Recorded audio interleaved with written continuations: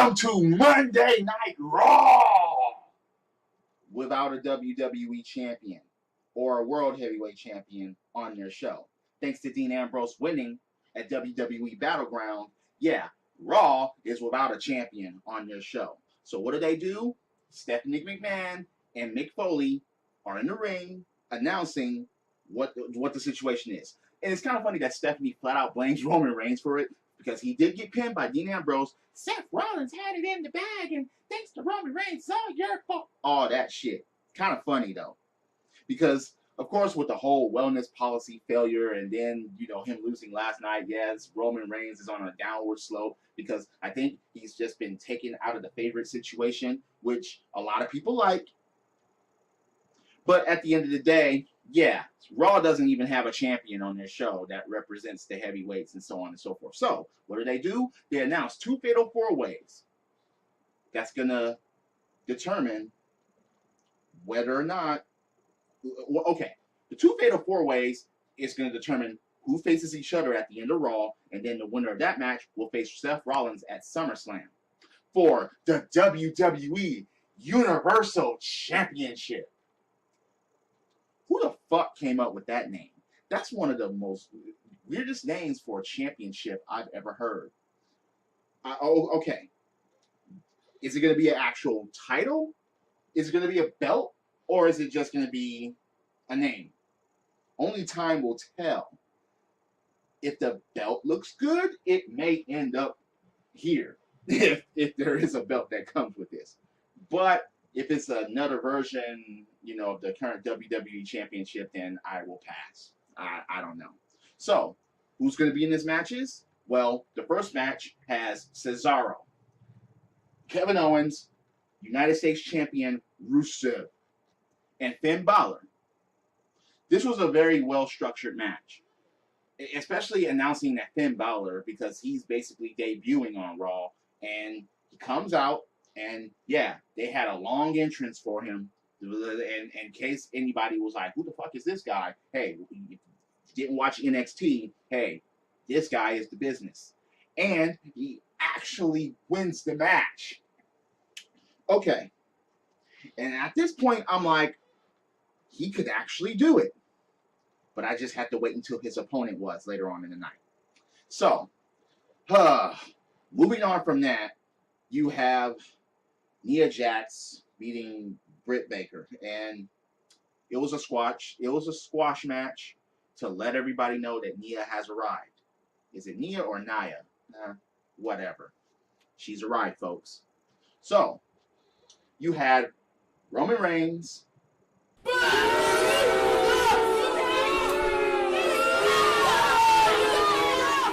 in the Fatal 4-Way with Sami Zayn, Chris Jericho, and Sheamus, which Roman Reigns wins. So at this point, I'm like, but then I started thinking. In my opinion, there was no way that they were going to let Roman Reigns and Seth Rollins face each other for a championship again. I think that's over, and I think that they're going to move on. And I was hoping that they did so. And this night surprised me for that case, because later on in the night, Finn Balor faces Roman Reigns, but I'll get to that in a minute. Neville returns. It looks like he didn't miss a beat, but the crowd was totally out of it. I guess either they were like, oh no, not Roman Reigns, or half of the motherfuckers don't even remember who Neville is or was, and Neville, he needs to get back into it. He needs to put himself out there more. Maybe he can challenge Rusev for the United States Championship, but Neville is he's exciting to watch. He beat Curtis Axel, and yeah, that's just a bounce back. Curtis Axel is called Mr. Irrelevant now since he was the last person that was drafted in the draft. That's kind of funny because they have that turned in the NFL as well. So, oh well. Yeah, Anderson and Gallows beats down the New Day when the New Day was celebrating their... Okay, they're called the longest tag team title reign in WWE history. But they're not acknowledging the WWF World Tag Team Championship. They're not acknowledging that. So they still have a long way to go to capture that record from demolition. Let's just put that out there right now. But since the WWE Tag Team Championship was created, there hasn't been any longer reign than the New Day. And they came out and celebrated. They do the usual stick. They even pull someone out of the crowd named Sonny Boy. And Anderson and Gallows attacked. So we see that that's being set up.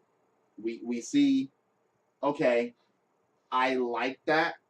But at the same time, it's like, yeah, don't screw either team. Okay, Anderson and Gallows, they could become tag team champions. They could by SummerSlam, and I'll get to that a little bit later on because there's something else that I want to address with that. I kind of figured that this would happen, but since it happened on Raw, I'm kind of surprised that they pulled the trigger. Sasha Banks beats Charlotte, makes her tap, and that was a good fucking match.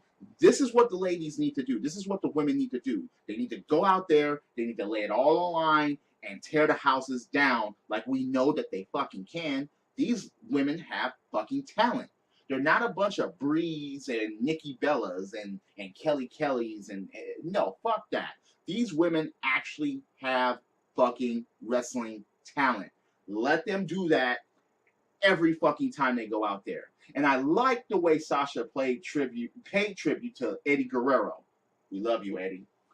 It was funny because the championship belt got involved, and that's how Dana was ejected from the ringside. It was kind of funny. She threw the belt at Dana and laid down like, ah. Referee saw that and kicked her out. Kicked Dana out. And you saw Sasha, bye-bye.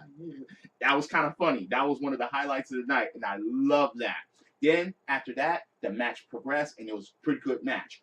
Both women put their bodies up on the line.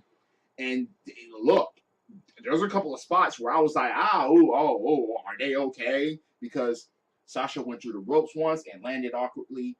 And then Charlotte did a traditional backflip from the top and went outside of the ring. And it was just like, damn, these women, yeah, that was awesome. Yeah. These two women did more wrestling in that match than The Miz has done his entire fucking career. That is something that Sasha, new champion. Bravo. Just don't have her cough it back up at SummerSlam because that would be fucking ridiculous. You had Enzo and Cass beat the Shining Stars. Epico and Primo repackaged. Damn it. These guys are not ever going to get back to where they used to be as far as catching a break. So why even have them there? I mean, and repackaged and everything like that. They could have set something up, but they didn't have to have a fucking match. Okay, Enzo and Cass, great. But this really didn't settle anything. I mean, I don't know. Are they going to be thrown into the World Tag Team title contention? I don't know. But the shooting stars, the Shining Stars get beat by Enzo and Cass. Meh. Braun Strowman beats down a jobber, a Hammernager, what Bobby Heenan used to call it. Yeah. They're trying to establish him as this big guy now, the big monster, and it's not convincing anyone. As far as I'm concerned, his career is over. No matter how Vince has the fucking hard on and big grapefruits for these big muscular guys, Braun Strowman's career is done. He has no direction now. So he's just going to be beating up jobbers every week until maybe someone comes and challenges him. Mark Henry, anyone? Ryback, anyone? I'm not even sure Ryback is even on Raw, but I digress. Fuck that. So you have the main event. Finn Balor versus Roman Reigns. And I'm going to say I was impressed. The structure of the match, and it went one-on-one. Everybody thought that Reigns was going to win, but no, they actually pulled the trigger, and Finn Balor wins this match. And he will go to SummerSlam and face Seth Rollins for this awkward naming championship. Oh, I have thoughts about that. This could be a big night for members of the club. Could the Balor Club return?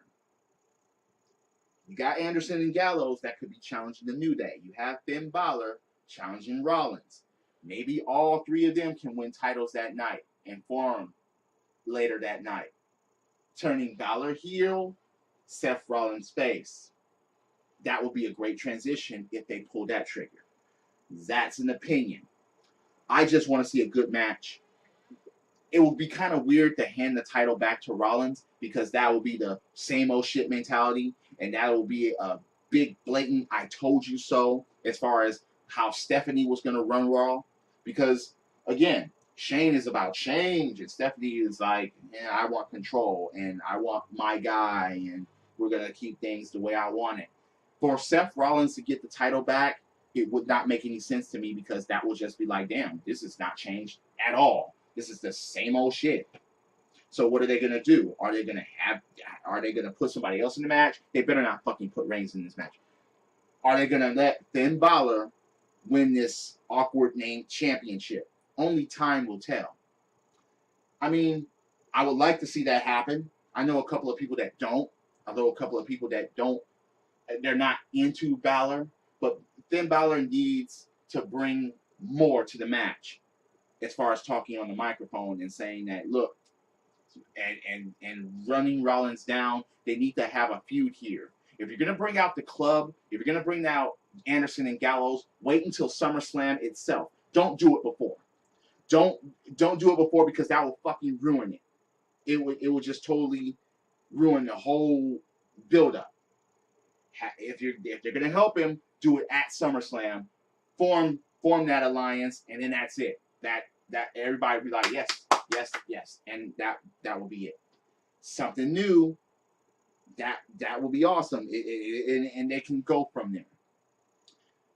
One last thing is, why were the Golden Troop spoofing and playing Pokemon Go all night? Oh, they shouldn't have done that. It just got tiresome after a while. Yes, I understand that they're a comedy act, but still, that just wasn't for me. Even though I'm a fucking gamer, I'm not playing Pokemon Go. I'm just, nothing against the game, I'm just not playing it. So that's my Raw review / report of this new era that's supposed to be taking place. We have 3 championships there, and one is about to show up to lead the new era by SummerSlam. And this may take off if Finn Balor represents the new era as the WWE Universal Champion. So drop kicks, body slams, throw motherfuckers over the top rope, both feet hitting the floor. Yes, I'm a wrestling fan. This is the theme, and I'll see you later. Credits.